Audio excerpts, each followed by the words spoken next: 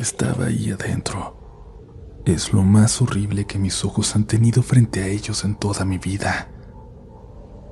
Una cabeza humana moviendo la boca, hablándome a mí.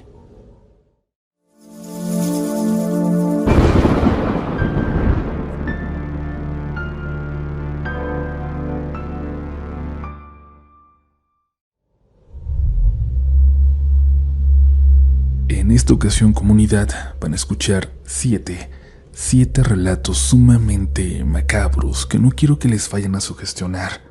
Son algo fuertes, son gráficos, y este es uno de esos episodios que preferiría que no escuchen si hay niños alrededor o si son sensibles. No pasa nada si no lo escuchan. Nos vemos en el siguiente. Si deciden quedarse, estamos juntos en esto. Y poco a poco, de la mano, atravesaremos estas 7 historias hasta sobrevivirlas. Algunas serán historias muy raras, bizarras, historias que van a incomodarles, que les prometo que no les dejarán dormir.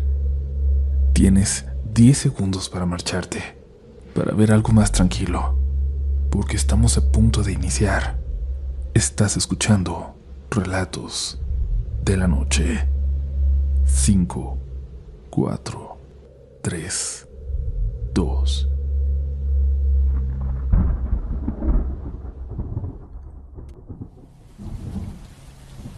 La siguiente es una historia que intenté olvidar por mucho tiempo. Nunca lo logré. La he compartido en pocas ocasiones.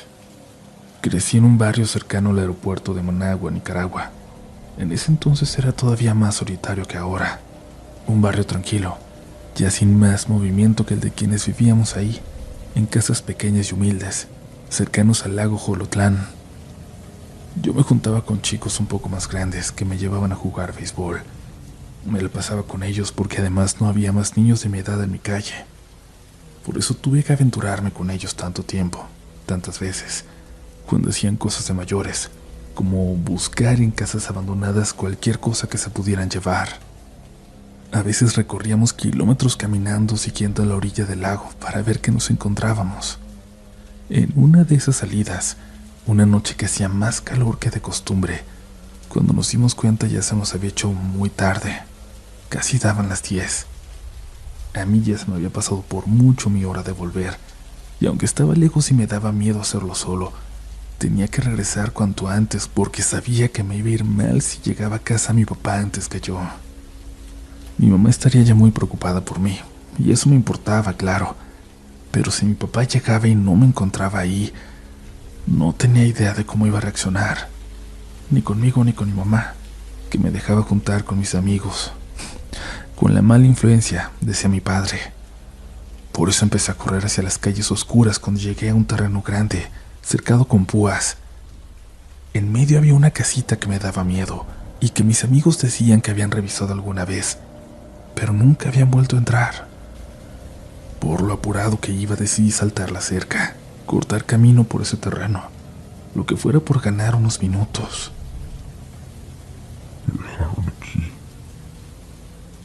Cuando iba corriendo frente a la casa, algo me habló. Escuché una voz. Acércate.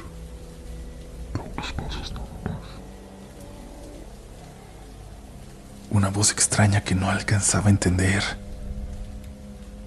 Hasta el día de hoy no sé por qué me detuve. Algo no estaba bien conmigo.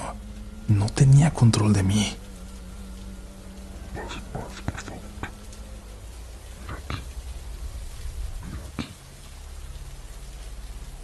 A un paso de la entrada, había una maleta muy vieja de cuero.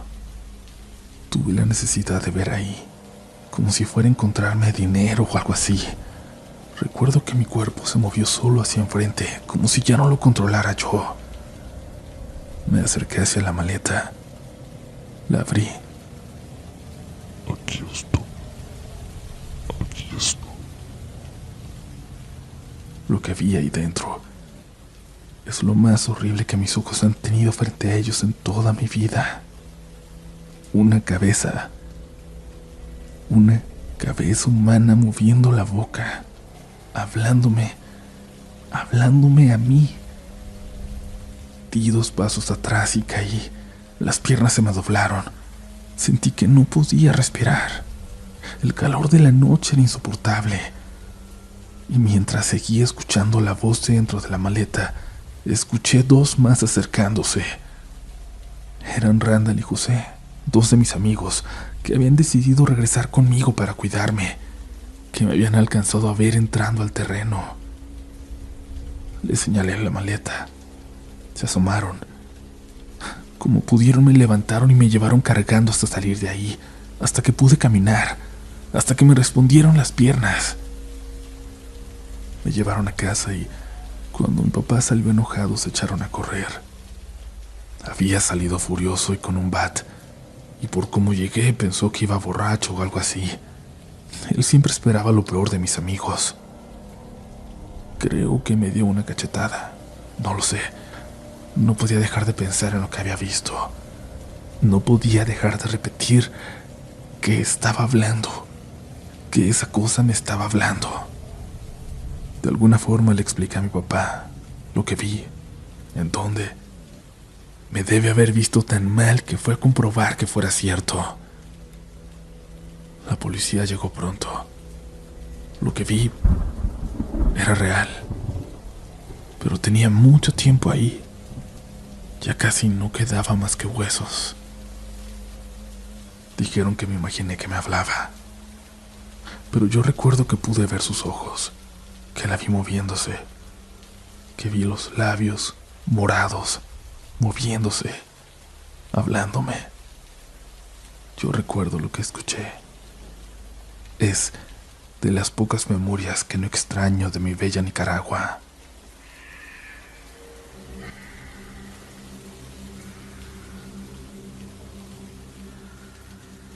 Estábamos en 5º y 6º de primaria, mis 2 primos y yo, cuando nos dejaron en su casa esa noche. Mis papás me habían despertado. Me dijeron que teníamos que irnos. Llegamos a la casa de mis primos y me dejaron ahí. Ellos ya me esperaban. Mis papás y los suyos salieron deprisa, diciendo que tenían que recoger algo muy importante, que no nos preocupáramos, que pronto estarían de vuelta. Yo iba en la misma escuela que mis primos, así que nos habíamos visto apenas unas horas antes. Estábamos muy cansados, pero no sé por qué no nos podíamos dormir. Estábamos ahí nada más viendo la tele, sin platicar. Teníamos una sensación extraña, como si algo malo estuviera pasando. De verdad, como si algo se estuviera acercando a nosotros. Una sensación extraña en el pecho, en la espalda. Mi cuerpo no dejaba de temblar. Escuchamos golpes lentos en la puerta, muy lentos, casi como si fueran un eco, no como cuando toca a alguien que conoces. Lo peor fue que tocaron en la puerta detrás de nosotros, la puerta de la casa. Su jardín era grande y tenía una barda alta que no dejaba ver nada a la calle, así que alguien estaba dentro del patio. Mi primo más grande se asomó por una de las ventanas, pero no alcanzaba a ver nada. Empezamos a dudar de si en realidad lo habíamos escuchado ahí, si nos lo habíamos imaginado o si era un sonido lejano que pareció escucharse dentro. Pero no nos atrevíamos a abrir. No íbamos a hacerlo. Parecía no haber nadie. Nos asomamos por debajo de la puerta y no se veía nada. Tengo que decir que mis 2 primos en ese entonces estaban un poquito pasados de peso, así que me ofrecí a salir por la puerta de atrás, rodear el patio corriendo y confirmar si había alguien ahí afuera o no. Tuve que convencerlos. Todos teníamos miedo, pero en ese momento ya me estaba convenciendo a mí mismo de que había sido mi imaginación, de que no había nada raro. Salí por la puerta trasera. Mis 2 primos se quedaron ahí, esperando como para no dejarme por completo afuera a mí solo. Avancé unos pasos, solo unos pasos, cuando vi algo en una de las ventanas laterales. Alguien se estaba asomando a la casa. Lo que voy a describir es 100% lo que vi. Era una mujer de negro, pero el vestido era una especie de enredadera de tiras negras que le salía de la cabeza. Se veía como pesada. Y volteó. Me miró. Lo único que puedo decir es que era como una calavera, con pedazos de piel aún escondidos entre los huesos. Grité muy fuerte. Uno de mis primos me jaló de la mano para meterme y los tres nos pusimos a llorar. Me preguntaban qué había visto afuera, porque ellos, gracias a Dios, no alcanzaron a verla. Yo les decía que una señora asomándose a la casa. Llamaron por teléfono a una señora que vivía cerca, y me acuerdo muy bien cómo mis primos le decían: ¡Una bruja! ¡Una bruja! ¡Una bruja se quiere meter! Yo sabía que era algo peor. Podía sentirlo. A los pocos minutos llegaron dos vecinas y salimos rápido corriendo con ellas a la calle. Una entró a revisar, pero no encontró nada raro en el patio. No nos creían lo que escuchamos. No nos creían que alguien se quería meter, y eso que no les dije cómo se veía. Mi mamá llegó a casa unas horas después. Nos dio una noticia terrible. Mis abuelitos habían muerto. Luego pasaron los días y nos enteramos que ellos mismos lo habían decidido, o al menos eso parecía. Se encerraron y abrieron las llaves de gas. Fue algo que devastó a la familia, como suele suceder. Todos sentíamos que pudimos haber hecho algo más, que pudimos decir algo más, pero no lo hicimos, no a tiempo. Los abuelos se habían alejado mucho de la familia, cada vez más, hasta ese momento.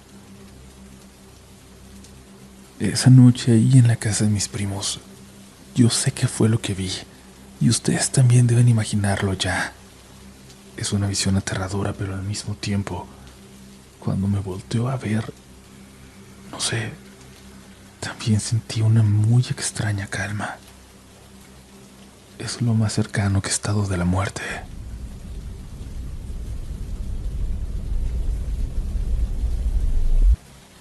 Hola comunidad, me llamo Marisol y quiero compartirles una historia. Nunca me gustó dejar a mi hijo dormir fuera de casa cuando era pequeño, pero esa vez no vi nada de malo.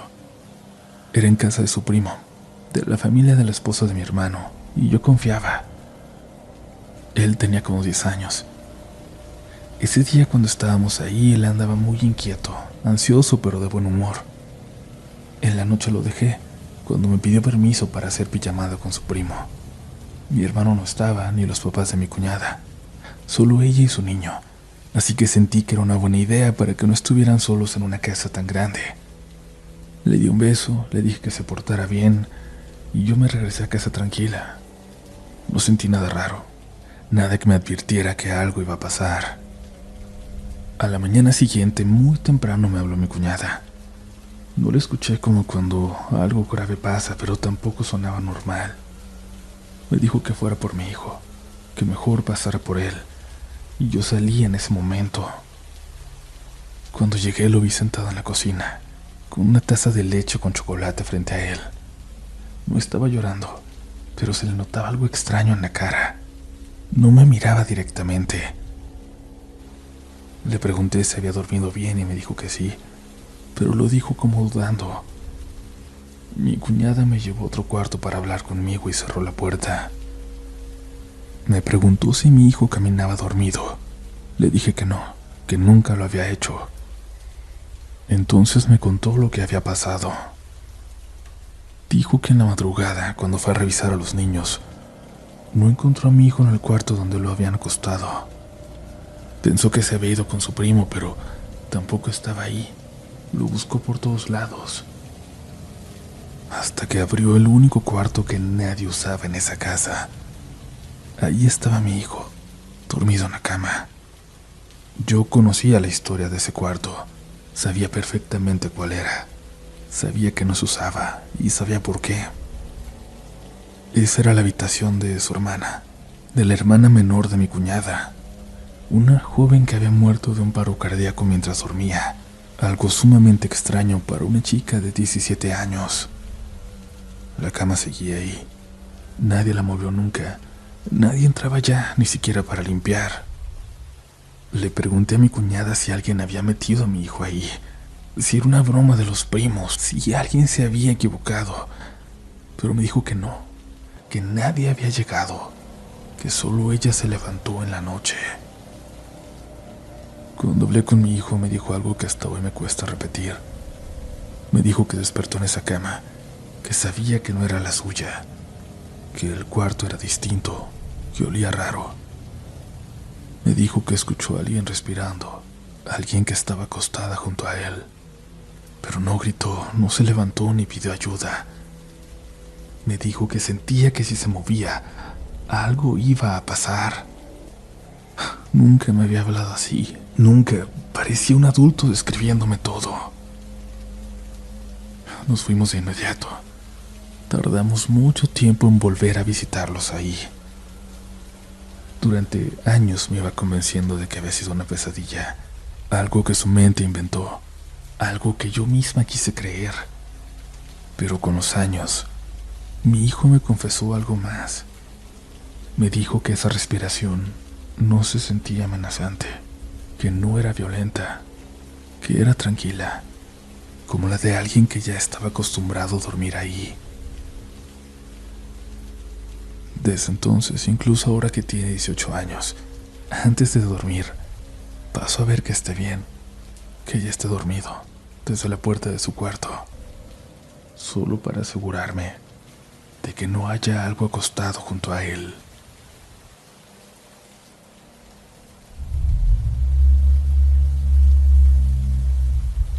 Comunidad, recuerden enviarnos sus historias al correo mirelatodelanoche@gmail.com para leerlas y si se puede contarlas lo antes posible. Recuerden que no hay ningún otro canal donde subamos historias, ni uno, nada.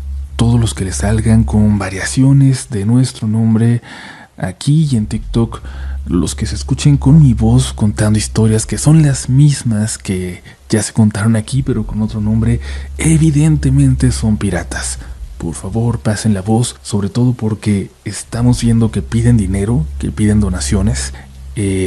Dicen que para seguir creando contenido, pero recuerden que en Relatos de la Noche jamás vamos a pedirles algo así, jamás vamos a pedirles donaciones de ningún tipo. Pero déjenme decirles que sí hay otro proyecto, aunque no es sobre historias. Se trata de El Videoclub de Medianoche, un podcast donde participo hablando de nuestras películas de terror favoritas. En ese proyecto sí vayan a seguirnos, les voy a dejar el enlace en la descripción y cuéntenos cuál es su película favorita. Por ahora continuamos con más historias esta noche.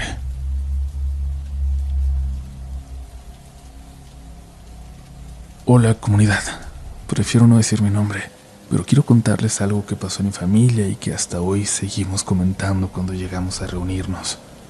Mi papá murió de manera muy repentina. No fue un hecho violento, pero sí inesperado. Un accidente en su camioneta en una noche de lluvia. Cuando nos avisaron, todo se volvió confuso. Llamadas, llanto, gente llegando a la casa, decisiones rápidas. Esa noche nadie durmió. Mi mamá, mi hermana y yo nos quedamos en la casa, esperando a que amaneciera para ir a la funeraria y empezar con los trámites del velorio. Quien haya tenido que pasar por eso sabe que las muertes también conllevan mucho papeleo. A veces la gente ni siquiera se da el tiempo de sufrir por estar haciendo los trámites necesarios. Eran como las 3:30 de la mañana cuando sonó el teléfono de la casa, el teléfono fijo. Eso ya era raro, porque casi nadie tenía ese número, y si sí, ya nadie llamaba ahí. Pero mi mamá contestó, pensando en algún familiar que acabara de enterarse. Yo la estaba viendo y no dijo nada al principio, solo se quedó escuchando. Después dijo, bueno. Yo estaba a unos pasos de ella y podía escuchar perfectamente lo que salía del auricular. No había voces ni ruido, solo una respiración, lenta, profunda, como la de alguien dormido. mamá volvió a decir, bueno, y la respiración siguió igual, constante, sin apurarse. Pensamos que era una broma, algún amigo que no sabía qué decir, algún familiar marcando por error, y mi mamá colgó. El teléfono volvió a sonar casi de inmediato. Esta vez contesté yo. No dije nada, solo escuché. Era la misma respiración. No sonaba mal, y es que no sonaba agitada, tampoco mecánica. Era normal, demasiado normal, como si alguien simplemente tuviera el teléfono cerca mientras dormía. Colgué. Desconectamos el teléfono de la pared. Nos miramos los tres sin decir nada. No comentamos lo que sentimos. En ese momento teníamos otras cosas en la cabeza.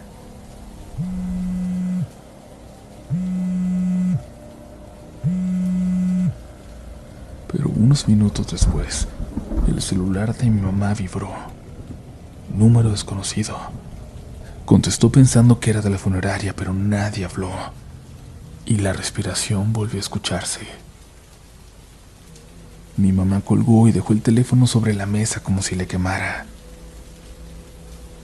A la mañana siguiente, mientras revisábamos pendientes, mi hermana notó algo. El número que había llamado el celular estaba guardado en el teléfono de mi mamá. No con nombre, solo con un número.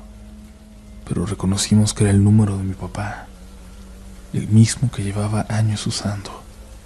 El mismo que estaba apagado desde que murió. El mismo celular que estaba en ese momento dentro de su chamarra, en algún lugar de la funeraria.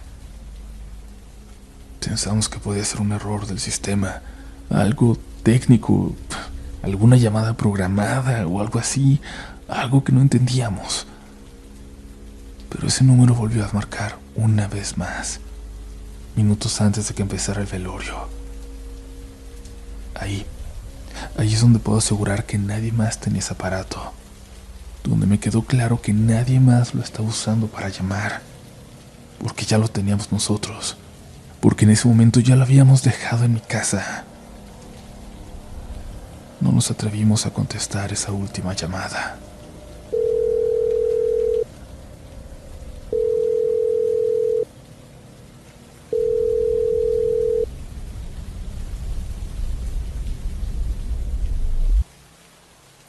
Hola comunidad de relatos. Esta historia no es muy larga, pero espero les entretenga. Cuando tenía 17 años murió mi abuela. Pasaron más de 15 años desde eso y la casa quedó cerrada mucho tiempo. Nadie entraba más que para limpiar de vez en cuando hasta que finalmente la empezó a usar mi mamá. Un día, ayudándolo a sacar cosas viejas, encontré una caja con fotografías y un rollo sin revelar. Era un rollo antiguo, de esos que ya casi no se usan, de una marca que dejó de existir hace tiempo. No tenía fecha ni anotaciones, solo estaba ahí, usado. Lo llevé a revelar por curiosidad. Para empezar, no creía que aún se pudiera, y si sí, no creía que siguiera conservando las fotografías que se tomaron. No esperaba nada importante, pero cuando vi las fotos que salieron, algo no me gustó desde la primera. En todas aparecía una mujer de espaldas. No era la misma foto repetida, eran distintos lugares de la casa de mi abuela. El pasillo, la cocina, el comedor, el patio. La mujer salía siempre de espaldas, siempre con un vestido negro. La mano izquierda levantada hacia un costado y la derecha hacia abajo, con 2 dedos estirados. La postura era exactamente la misma en todas las fotos. No se le veía la cara, nunca. La luz era mala, como si las fotos se hubieran tomado de noche. La última fotografía fue la que más rara se me hizo. Era una ventana que daba al jardín, nada más. La reconocí de inmediato, pero en esa imagen no había nadie. Solo la ventana abierta, de noche, y la oscuridad afuera. Nada más. Días después fui a esa casa, a visitar a mi mamá que ahora estaba ahí. Estaba anocheciendo cuando pasé por el pasillo donde está esa ventana. Sin saber por qué me detuve, me quedé mirando hacia el jardín. Por un segundo creí ver la misma figura, la misma silueta, pero ahora de frente, en el jardín. No distinguí el rostro, no distinguí nada. Solo sentí que alguien estaba ahí. Prendí la luz de afuera de inmediato. No había nada. El jardín estaba vacío. Nunca entendí quién era la persona que aparece en esas fotografías. Nadie en mi familia recuerda a alguien así. Nadie reconoce el vestido ni la postura. No sabemos quién es, pero no queremos volver a verla nunca.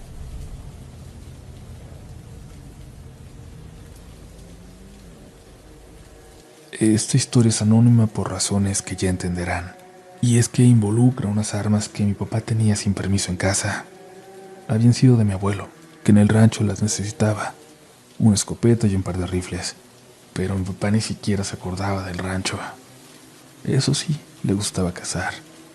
Nos íbamos a la sierra y ya que nos adentrábamos en caminos de terracería, después de un par de horas, sacábamos las armas de donde las escondía en su carro y nos íbamos a cazar. Bueno, cazar es un decir, porque nunca le dimos a nada. Supongo que las miras ya estaban torcidas o que éramos así de malos. Pero lo que quiero contarles sucede en uno de esos viajes de cacería con mi padre, cuando ya habíamos llegado a un punto de la sierra que nos gustaba mucho, de donde se veía todo el camino, se veía la ciudad, se veía donde dejábamos el carro. Y justo ahí vimos que una patrulla llegó y se estacionó al lado del carro, como si lo estuvieran revisando. Nos preocupamos, claro. Era ilegal ir a cazar, tener las armas, así que decidimos esperar un rato antes de volver, para no tener que dejar las armas ahí escondidas. Con suerte los policías irían en un rato. Pero pasaba el tiempo y no lo hacían. Desde tan lejos solo veíamos los dos carros, en ese camino de tierra en medio de la nada. No distinguíamos qué hacían los policías, pero era como si se imaginaran qué estábamos haciendo y hubieran decidido esperarnos. Cuando se hizo de noche por fin se fueron, y en cuanto lo hicieron intentamos bajar rápido. Iba a ser muy difícil encontrar el camino de vuelta así. Las ramas nos golpeaban en la cara. Perdimos el sendero por el que subimos. Solo caminábamos y caminábamos en la dirección en que pensábamos que estaba el coche. De pronto, mi papá, que iba frente a mí, vio algo a lo lejos. Alguien que caminaba hacia nosotros. Los policías, claro, seguro habían decidido ir a buscarnos. Mi papá vio un árbol junto a nosotros, lo suficientemente grueso para que nos sostuviera a los dos. Me preguntó si creía poder treparlo y le dije que sí. Y lo hicimos. Nos subimos tan alto como pudimos. Mi papá me dijo que subiera un poco más, pero ahí sentí que la rama en donde estaba a punto de quebrarse, y mi papá intentó sostenerla. En ese momento escuchamos que iban caminando debajo de nosotros. Nos quedamos en completo silencio, mirando hacia abajo. Había luna llena, por eso alcanzamos a verlos. No eran policías. Les juro que por debajo de nosotros iban caminando 4 figuras, arrastrando los pies. Se veían literalmente como salidos de las tumbas, sus cráneos comidos por el tiempo, sus ropas, su piel podrida. Los recuerdo como esas películas que yo veía de muertos vivientes. La adrenalina era tal que no me desmayé del miedo, y en cuanto se alejaron bajamos con cuidado de no hacer ruido para continuar hasta el carro que ya estaba cerca. Cuando llegamos a él, mi papá manejó en silencio, y luego me preguntó qué vi. ¿Qué vi yo? Le dije.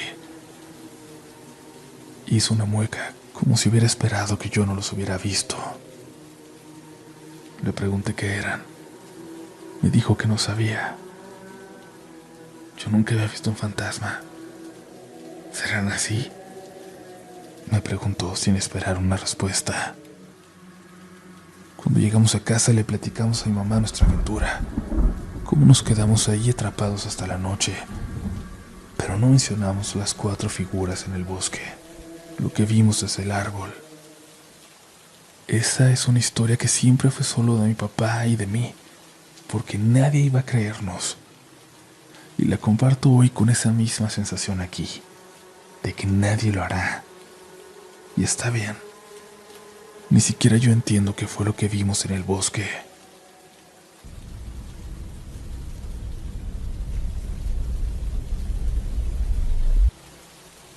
Esta historia la recuerdo desde que era niño, pero durante mucho tiempo pensé que era algo que mi cabeza había inventado. Vivíamos en una casita pequeña, en una calle tranquila del poblado de Martínez Domínguez, Zacatecas. Por las noches antes de dormir, mi mamá apagaba las luces y yo me quedaba un rato viendo por la ventana del cuarto hacia la calle de atrás. Detrás de nosotros había un baldío. A veces, aunque fuera tarde, veía un señor sentado en la banqueta, justo frente al terreno baldío detrás de nuestra casa. No hacía nada, no hablaba con nadie, ni se movía. Solo estaba sentado, con los brazos apoyados en las piernas, mirando al frente, como hacia nosotros. Para mí era algo normal, parte de la calle, como el poste de luz o el árbol de la esquina. Pero una noche le pregunté a mi papá quién era ese señor, y mi papá se quedó callado. Mi mamá volteó a verlo y luego me miró a mí. Me preguntó de qué hombre estaba hablando. Le señalé a la banqueta desde mi ventana, ahí, donde siempre se sentaba. Mis papás se miraron entre ellos. Mi papá me dijo que me fuera a la cama, que ya era tarde. Y al día siguiente le pregunté otra vez a mi mamá, pero me dijo que no volviera a hablar de eso, y no lo hice. De vez en cuando lo volví a ver, pero ya nunca dije nada. Pasaron los años, dejé de verlo, crecí, nos mudamos. Ya de adulto, una tarde regresé a esa calle con mi mamá, porque ahí seguían mis tías. Nuestra casa seguía ahí, muy descuidada por la familia que había llegado a ella después de nosotros. Le pregunté a mi mamá, ya sin rodeos, por el hombre que se sentaba en la calle de atrás por las noches. Mi mamá suspiró y me dijo que ese señor se había muerto atropellado, ahí sentado, muchos años antes de que yo naciera. Que un vecino borracho perdió el control y se subió a la banqueta donde se sentaba ese pobre señor. Lo vi mucho tiempo, lo vi muchas noches. Fue, sin saberlo, el único fantasma que he visto en mi vida.